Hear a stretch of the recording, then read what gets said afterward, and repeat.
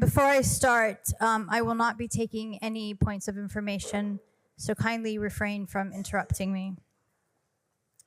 Addressing the challenge of what to do about the indigenous inhabitants of the land, Chaim Weizmann, a Russian Jew, said to the World Zionist Congress in 1921 that Palestinians were akin to, quote, the rocks of Judea, obstacles that had to be cleared on a difficult path. David Grun, a Polish Jew who changed his name to David Ben-Gurion in order to sound relevant to the region, said, quote, we must expel the Arabs and take their places. There are thousands of such conversations among the early Zionists who plotted and implemented the violent colonization of Palestine and the annihilation of her native people. But they were only partially successful, murdering or ethnically cleansing 80% of the Palestinians, which meant that 20% of us remained, an enduring obstacle to their colonial fantasies, which became the subject of their obsessions in the decades that followed, especially after conquering what remained of Palestine in 1967. Zionists lamented our presence, and they debated publicly in all circles regarding what to do about us, about the Palestinian birth rate, about our babies, which they dubbed a demographic threat. Benny Morris, who was meant to be here originally, once publicly expressed that David Ben-Gurion, that David Ben-Gurion, quote, did not finish the job of getting rid of us all, which would have obviated what they refer to as the Arab problem. Benjamin Netanyahu, a Polish Jew whose real name is Benjamin Milikowski, bemoaned a missed opportunity during the 1989 Tiananmen Square uprising to expel large swaths of Palestinian population, quote, while the world's attention was focused on China.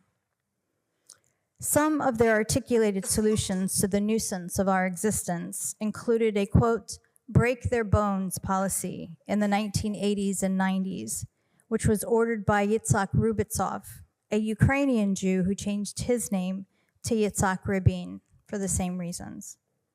That horrific policy that crippled generations of Palestinians did not succeed in making us leave, and frustrated by Palestinian resilience, a new discourse arose, especially after a massive natural gas field was discovered off the coast of northern Gaza worth trillions of dollars. This new discourse is echoed in the words of Colonel Ephraim Itan, who said in 2004, quote, we have to kill them all. Aaron Sofer, an Israeli so-called intellectual and political advisor, insisted in 2018 that, quote, we have to kill and kill and kill all day, every day. When I was in Gaza this year, I saw a little boy no more than 9 years whose hands and part of his face had been blown off by a booby-trapped can of food that soldiers had left behind for Gaza's starving children. I later learned that they also had left poisoned food for people in Shujaiya. That's bullshit. And in the 1980s,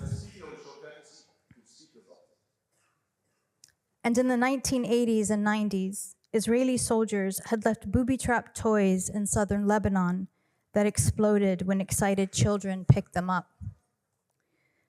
The harm they do is diabolical, and yet they expect you to believe that they are the victims. Invoking Europe's Holocaust and screaming anti-Semitism, they expect you to suspend fundamental human reason to believe that the daily sniping of children with so-called kill shots, that the bombing of entire neighborhoods that bury families alive and wipe out whole bloodlines is self-defense. They want you to believe that a man who had not eaten a thing in over 72 hours, who kept fighting even when all he had was one functioning arm, that this man was motivated by some innate savagery and irrational hatred or jealousy of Jews, rather than the indomitable yearning to see his people free in their own homeland. It is clear to me that we are not here to debate whether Israel is an apartheid or genocidal state. This debate is ultimately about the worth of Palestinian lives. It's about the worth of our schools, our research centers, our books, our art.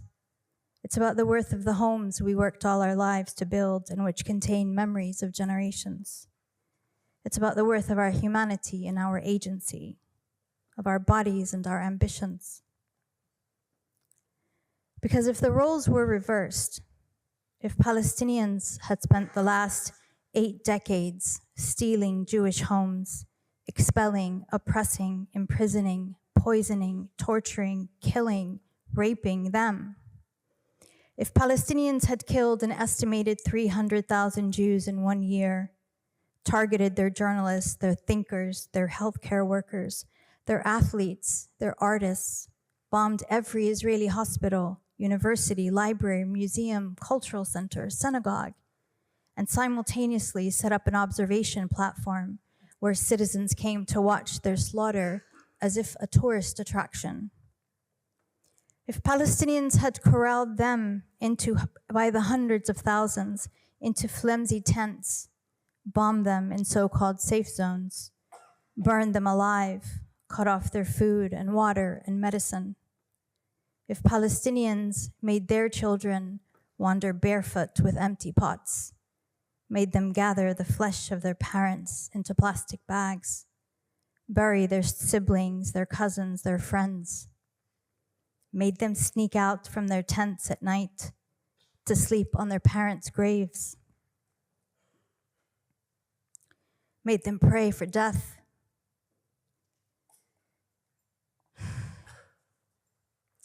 just to join their families and not be alone in this terrible world. If we terrorize them so utterly that their children lose their hair, lose their memory, lose their minds,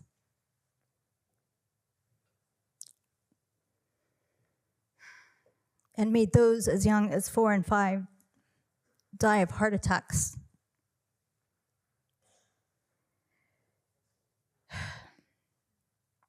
if we mercilessly forced their NICU babies to die, alone in hospital beds, crying until they could cry no more, died and decomposed in the same spot. If Palestinians used wheat flour, a truck, to lure starving Jews, then opened fire on them as they gathered to collect the day's bread.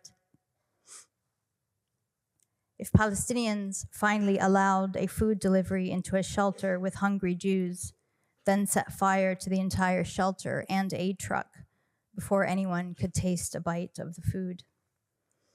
If a Palestinian sniper bragged about blowing out 42 Jewish kneecaps in one day, as one Israeli soldier did in 2019, if a Palestinian admitted to CNN that he ran over hundreds of Jews with his tank, their squished flesh lingering in the tank treads, if Palestinians were systematically raping Jewish doctors, patients, and other captives with hot metal rods, jagged and electrified sticks, and fire extinguishers, sometimes raping them to death, as happened with Dr. Adnan al-Bursh and others. If Jewish women were forced to give birth in filth, get C-sections or leg amputations without anesthesia, if we destroyed their children, then decorated our tanks with their toys, if we killed or displaced their women, then posed in their lingerie, if the world were watching the live-streamed systematic annihilation of Jews in real time, there would be no debating whether that constituted terrorism or genocide. And yet,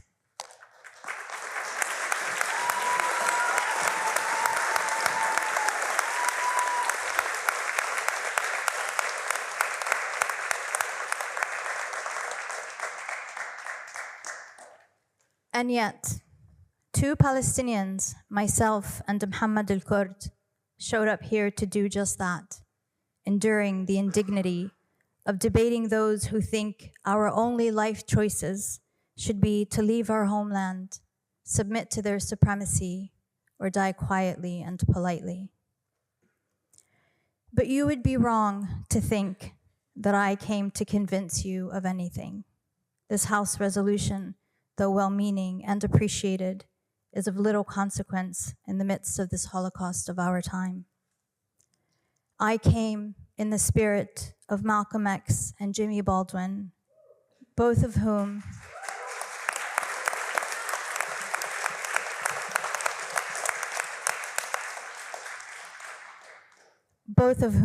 stood here and in Cambridge before I was born, facing finely dressed, well-spoken monsters who harbored the same supremacist ideologies as Zionism, these notions of entitlement and privilege, of being divinely favored or blessed or chosen.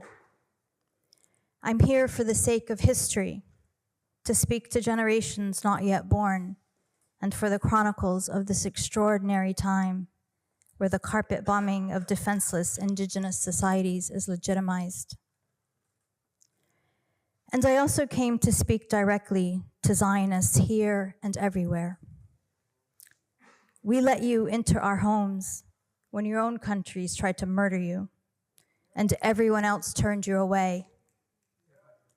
We fed you and we clothed you, we gave you shelter, and we shared from the bounty of our land with you. And when the time was ripe, you kicked us out of our homes and homeland. Then you killed and robbed and burned and looted our lives.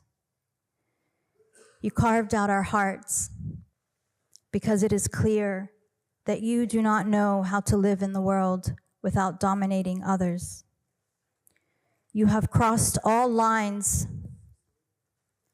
You have crossed all lines and nurtured the most vile of human impulses.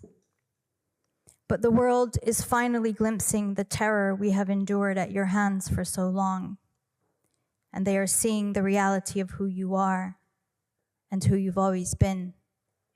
They watch in utter astonishment the sadism, the glee, the joy, and the pleasure with which you conduct, watch, and cheer the daily details of breaking our bodies, our minds, our future, and our past. But no matter what happens from here, no matter what fairy tales you tell yourselves and tell the world, you will never truly belong to that land.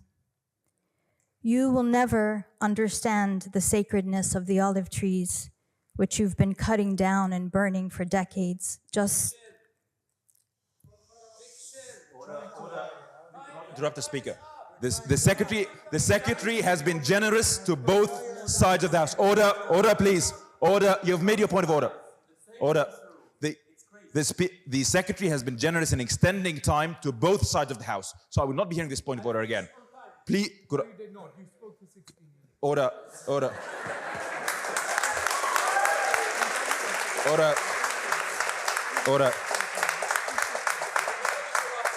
Order. Order. The point of order had been heard. I'm not hearing any more about this. Could I listen to Susanna? Continue.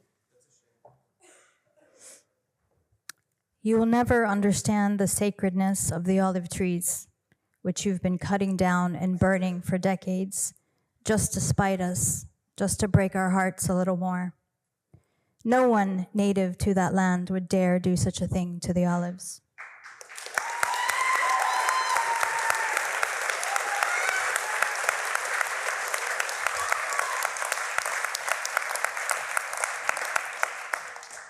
No one who belongs to that region would ever bomb or destroy such ancient heritage as Baalbek or Bittir, or destroy ancient cemeteries as you destroy ours, like the Anglican cemetery in Jerusalem, or the resting place of the ancient Muslim scholars and warriors in Ma'manillah. Those who come from that land do not desecrate the dead. That's why my family, for centuries, were the caretakers of the Jewish cemetery on the Mount of Olives, as labors of faith and care for what we know is part of our ancestry and our story. Your ancestors will always be buried in your actual homelands of Poland, Ukraine, and elsewhere around the world whence you came, and Yemen. The mythos, Could you please not speak unless the speaker recognizes you? the mythos, I'm not hearing this point. I'm not hearing this point. If you would like to make point of order, you have to stand and you have to say so. I've heard this point of order and I will not be hearing it again. Because I'm a white colonizer. I am a white colonizer. I am. My brown self is a Order. Suzanne will be heard. Order. Please show as much courtesy to the speaker as she has showed everyone in the opposition. Suzanne.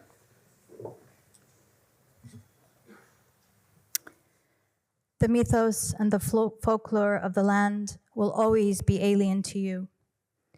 You will never be literate in the sartorial language of the thobes we wear, which sprang from the land through our foremothers over centuries. Every motif, every design and pattern speaking to the secrets of local lore, flora, birds, rivers, and wildlife. What your real estate agents call in their high-priced listings, quote, old Arab home charm, will always hold in their stones the stories and memories of our ancestors who built them. The ancient paintings and photos of the land will never contain you.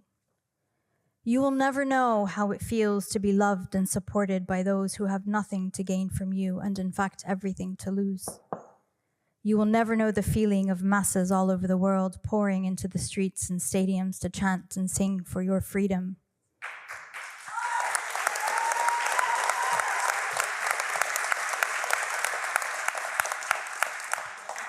And it is not because you are Jewish, as you want everyone to believe, but because you are violent colonizers who think that your Jewishness... Order. I'm not violent, and I'm not a colonizer. You're not speaking either. Could I please get I've heard the point of order. Suzanne will continue.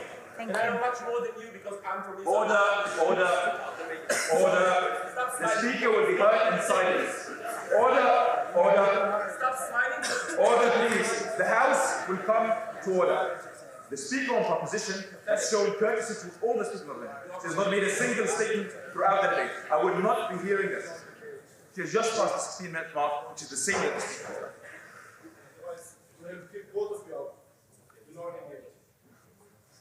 Suzanne.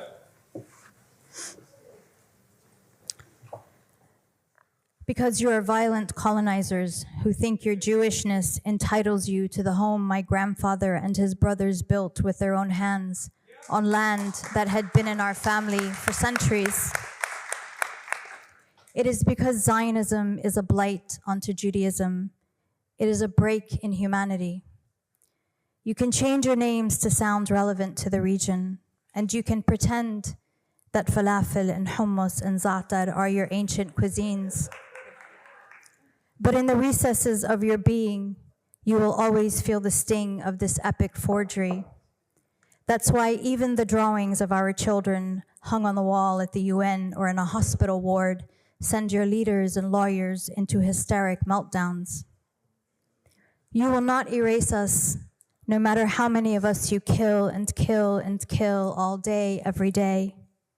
We are not the rocks that Chaim Weizmann thought you could clear from the land. We are its very soil.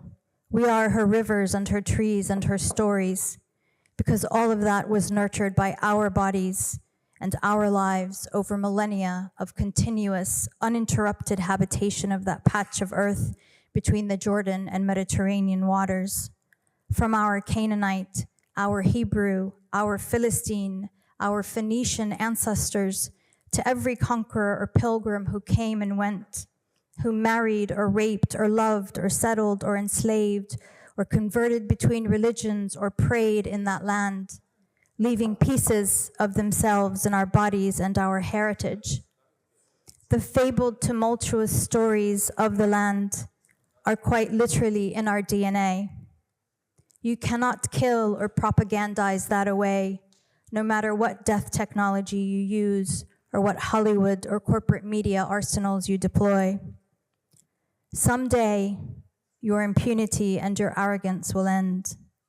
Palestine will be free. She will be restored to her multi-religious, multi-ethnic, pluralistic glory.